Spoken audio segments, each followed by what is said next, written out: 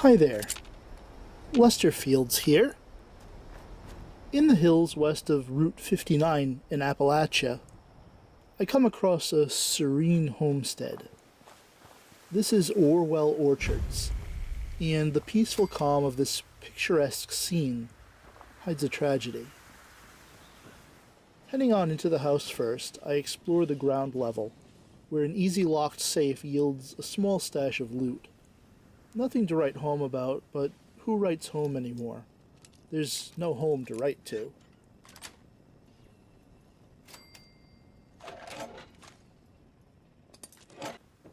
Heading up to the second floor, I find a menacing-looking Mr. Farmhand. But he doesn't attack. Moving past him to a ruined dresser, I find a note entitled Cheryl's Journal. It's dated October 14th, 2077, just days before the bombs dropped, and it reads, Ian went to Charleston today to ask for another loan. The bank turned him down again.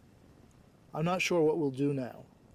We knew this year might be rough, but I doubt we can even pick 100 bushels from the trees outside. Those oil traps didn't do much to stop our moth problem, and we can't afford enough insecticide without some serious help. I don't know where we can get that kind of money. No matter what, this fall's crop is mostly gone. It's a sad story. It seems these folks were barely getting by as it is, and with moths destroying much of that year's crop, there's a sense of hopelessness to the journal entry. I don't take long to ponder the note, however, as I turn to another safe, this time on the wall. I break a precious bobby pin in the attempt, but I eventually get it open. Again, the yield is meager, but I don't look a gift horse in the mouth.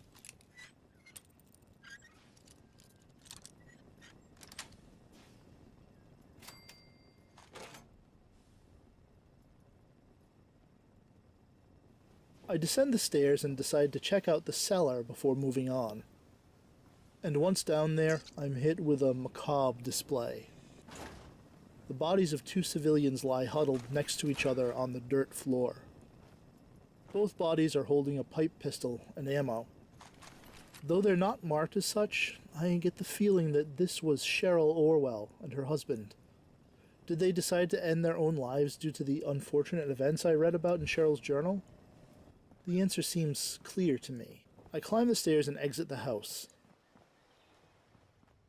There's still a barn to explore, and who knows what goodies it might be hiding. Scrounging around in there, I don't find much of value, but before I go, I notice a holotape sticking out of the top of a garbage barrel. It's entitled Lucky Hits Lottery Recording, and I pause to listen to it. Dear Mr. and Mrs. Bennett Orwell, we of the West Virginia Lucky Hits Lottery Company are pleased to inform you of the result of our November lottery game, held on the 10th of this month. Your names are attached to Lucky Hits, Lotto Ticket 59, 28, 42, 88. We are overjoyed to tell you that this ticket was November's lucky lottery winner. It's the largest single-month game in Lucky Hits history. You are hereby approved to receive an immediate cash payment in the amount of $300,000. Mr. and Mrs. Orwell, congratulations!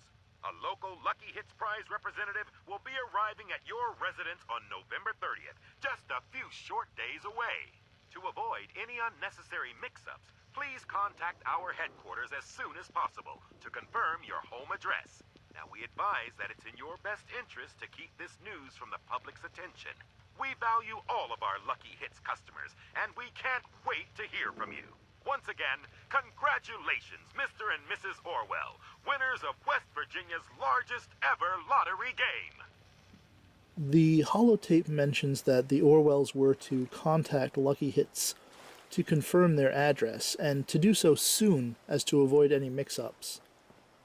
The drawing for the prize must have taken place in November of 2076, and I can only surmise that the Orwells never got this message, and perhaps the prize was delivered to the wrong address or simply not delivered at all.